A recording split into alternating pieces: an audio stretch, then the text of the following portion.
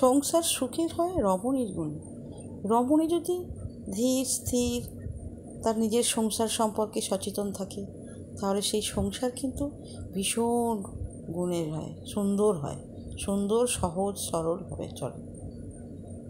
কোনো রমণীর উপরই সব নির্ভর করছে। একটা নারী সব কিছু করতে পারে, তার সৃষ্টি থেকে শুরু করে তার সুন্দর সৃজন সবই তার হাতে আছে। বন্ধুরা, আজকে আমি একটা রান্না করছি। করতে তো হবে। দেখো, পেঁয়াজও আমরা দুজন খাই, সেজন্য অল্পই চিংড়ি মাছটা আছে 100 মতো। এতে দিলাম ময়দা, বেসন, আর দিলাম চালের গুঁড়ি, আর একটু জোয়ান দিলাম, আর দেবো পেঁয়াজ কুচি। দেখো, পেঁয়াজ কুচি দেবো, দিয়ে ভালো করে না, আর যে বাটনা একটু আছে, ওই যে মশলা আছে, ওটা আদা ধনে জিরে, আর নুন দিলাম, স্বাদ মতো নুন দিলাম। আর দেখো, এটা দিয়ে ভালো করে একটু মেখে নেবো। চামচ দিয়ে হবে না, আমি হাত দিয়ে সুন্দর করে মেখে নিতে হবে। একটু মিশিয়ে নিচ্ছি আগে। তো এইটা একটা এই যে দেখো, হাত দিয়ে একটু চামচ দিয়ে নাড়াচাড়া করে নিয়ে এবার হাত দিয়ে বেশ করে চটকে আমি মেখে নেব। কড়াই তেল দিয়ে দিয়েছি। আর দেখো, এইভাবে শুকনো এতে জল দিলে হবে না। দেখো, মাছ ভাজা হয়ে গেছে। ওই মাছের তেলেতেই যে তেলটা ছিল আর কি, এই যে দেখো চটকে নিয়েছি। এই যে মশলা সমস্ত একসঙ্গে চটকে নিয়ে আর চিংড়ি মাছের বড়া বানাচ্ছি। ভীষণ ভালো খেতে, জানো তো, ভীষণ ভালো খেতে। তো এই দেখো, আর দেখো জল দিয়ে নিই, শুকনো ভীষণ একটু সুন্দর হয়েছে। আর খেতে কিন্তু অতি সুস্বাদু, কারণ যেহেতু যে চিংড়ি মাছ আছে, সেই জন্য খেতে খুবই ভালো হবে। তো সেই জন্য আমি এইভাবেই বড়াটা বানাচ্ছি। তোমরা চেষ্টা করে দেখো, বেশি পরিশ্রম করতে হবে না, বাড়তেও হবে না, কিছুই করতে হবে না। এইভাবেই পেঁয়াজ, চিংড়ি মাছ, সমস্ত কাঁচা লঙ্কা বাটা, ধনে জিরে বাটা সমস্ত দিয়ে, নুন স্বাদ মতো নুন দিয়ে ভালো করে চটকে নিয়ে আর এই বড়ার আকারে ভেজে নেবে। দেখবে ভীষণ খেতে ভালো। জল দিলে কী হবে বলতে, পাতলা মতো হয়ে যাবে, ওটা ভালো লাগবে না। আর এটা শুকনো তো খেতে খুব ভালো লাগবে। আর এতে চালের গুঁড়ি দিয়েছি আর বেসন দিয়েছি। দিলে কিন্তু খুব টেস্টি হবে। যাই হোক, একটা ভাজা না থাকলে না ঠিক মানায় না। সেই জন্য একটু চিংড়ি মাছ আনি। আজকে আর চিংড়ি মাছের ঝালটা বা অন্য কিছুতে দিইনি। চিংড়ি মাছে মনে করলাম যে চিংড়ি মাছের আজকে বড়া ভাজবো এইভাবে। তো মুখরোচক খেতে ইচ্ছা করে না মাঝে মাঝে, সেই জন্য একটু একটু পাল্টালাম আর কি, পথ একটু পাল্টালাম। চিংড়ি মাছ সবসময় আমরা তরকারি দিলাম, এই ঢ্যাঁড়সে দিয়ে দিলাম, চিচিঙে দিয়ে দিলাম, ঝাল করলাম, করলাম না করে একটু বড়া করলাম, খুব খেতে ভালো লাগে। তো এইভাবেই দেখো কী সুন্দর হয়েছে বড়াটা, খুব সুন্দর হয়েছে, দেখেছো? আর বড়াই করবো, ঝাল করলে করা যায়, কিন্তু করবো না, মাছের ঝাল করবো। আর দেখো, খুব সুন্দর কিন্তু দেখতে লাগছে। তোমরাও কিন্তু এইভাবেই করে খেয়ে দেখবে, তখন বলবে হ্যাঁ, আমি সত্যিই বলেছিলাম।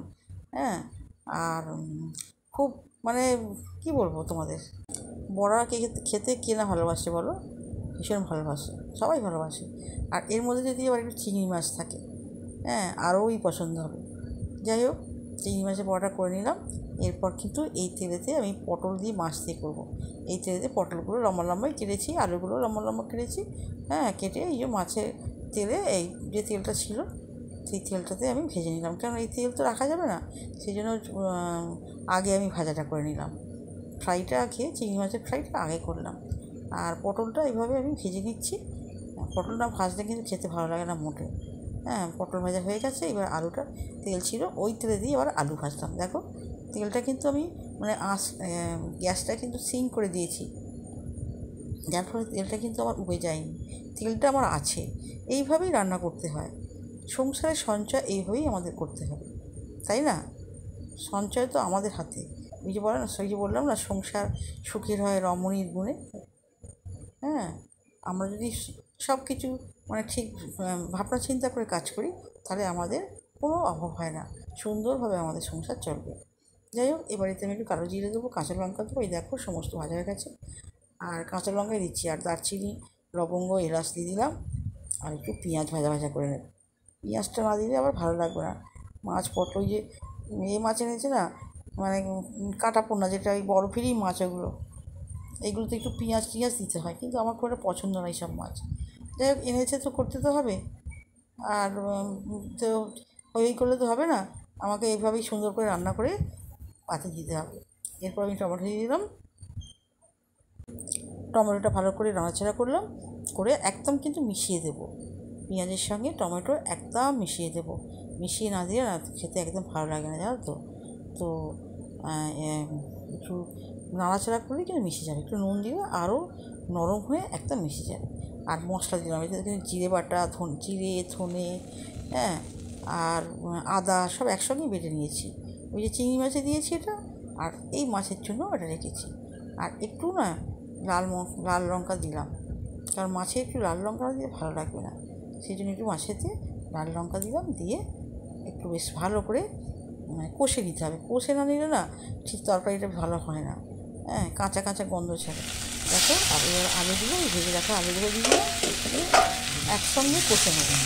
আলু আর মশলা একসঙ্গে কষে নিতে হবে, কষলে কিন্তু ভালো খেতে হবে। আর এইভাবেই কিন্তু করার ঠিক, তাই না? আমার রান্না করতে করতে না মনে পড়ে, হ্যাঁ, এই যে জল দিয়ে দিলাম, এবার মনে পড়ে মানে আমাদের পুরোনো দিনের কথা। কাউকে দেখি না, বিভিন্ন বইয়ে পত্রিকায় দেখি। আমার এই রান্নার বিষয়বস্তু পড়তে ভীষণ ভালো লাগে। আমি বইও কিনি, আমার একটা বই ছিল, বইটা নষ্ট হয়ে গেছে। হ্যাঁ, মেলা টেলা গেলে আমি আগে বই কিনবো, রান্নার বই কিনবো। তো আমার খুব ভালো লাগে। আমার একটা বৌদি ছিল বেড়াদেশে, রান্নাতে বিয়েতে সে পেয়েছিল, দেখতাম। তখন ছোটো ছিলাম, অত রান্না করে দেখিনি, অত কী রান্না আবার কী, হ্যাঁ, অত বুঝিনি। কিন্তু এখন মনে হয়, মাঝে মাঝে মনে হয় গিয়ে তার কাছে চলে যাই, গিয়ে বইটা নিয়ে আসি। হ্যাঁ, অনেক কিছু বই ছিল সেই বৌদির আমাদের, হ্যাঁ, আর সে রান্নার বই। আর সেই বেলাতে সে দুপুরবেলা রেডিওতে হতো না, তো সে তখন একটু বড় হয়েছি, তখন শুনতাম, কিন্তু রান্না করতাম না কোনো দিন। এই মাছটা দিয়ে দিলাম, পটল আর ডুমো ডুমো করে কাটলেও হয় পটলগুলো, কিন্তু আমি লম্বা লম্বা কেটেছি। মাছটা লম্বা লম্বা, আলুটা ওই জন্য লম্বা লম্বা কেটেছি, কেটে আর দেখো একটু অল্প একটু গরম জল দিয়ে দেবো, জলটা একটু কম হয়ে গেছে তো গরম জল দিয়ে দিচ্ছি। আর এটা দেখো গুড়, মানে ব্যালেন্সটা ঠিক রাখার জন্য নুন টুন সব ঝাল মশলা দিয়েছি, তো তার জন্য একটুখানি চিনি দিতে হবে। এইটা না ঠাকুরবাড়ি প্রচলন করেছিল, যেটা বইয়ে পড়েছি আর কি। রবি ঠাকুরের বাবা দেবেন্দ্রনাথ ঠাকুর একটু তরকারিতে, সমস্ত তরকারিতে মিষ্টি দেওয়ার কথা বলেছিলেন, হ্যাঁ। তো সেই জন্য সত্যি স্বাদ হয় মিষ্টি। আমি না ছোটোবেলা আমার মা তরকারিতে মিষ্টি দিলে রেখে যেতাম, কিন্তু দেখলাম না, তরকারিতে একটু চিনি বা একটু গুড় মিষ্টি জাতীয় জিনিস দিলে পরে তার টেস্টটা কিন্তু আলাদা হয়, আর না দিলে আলাদা টেস্ট, হ্যাঁ, বিস্বাদ লাগে। সেই থেকেই বুঝেছি আমিও, যখন রান্না করতে মানে শুরু করলাম, তখন একটু করে মানে চিনি হোক, গুড় হোক, যা থাকে আর কি, আমি একটু দিয়ে দিই। তাতে কিন্তু স্বাদটা মানে অতিরিক্ত হয়ে যায়, বেড়ে যায়। হ্যাঁ, দেখো, আমি এবার রেডি করছি লাঞ্চ থালি। লাঞ্চ থালিটা এইভাবেই রেডি করছি, দেখো। আর দেখো, ভাতটা আজকে কিন্তু ফেটে যাচ্ছে কেন জানি না, মানে বাটিতে এই যে লাল শাক ভাজা করলাম, বিশেষ কিছু করিনি। আর এই যে বড়া দিলাম, দেখো, বড়া, হ্যাঁ। আর এই যে মাছের ঝালটা, এই যে মানে পটল আলু মাছের সাথে যেটা করেছিলাম সেটা দিলাম।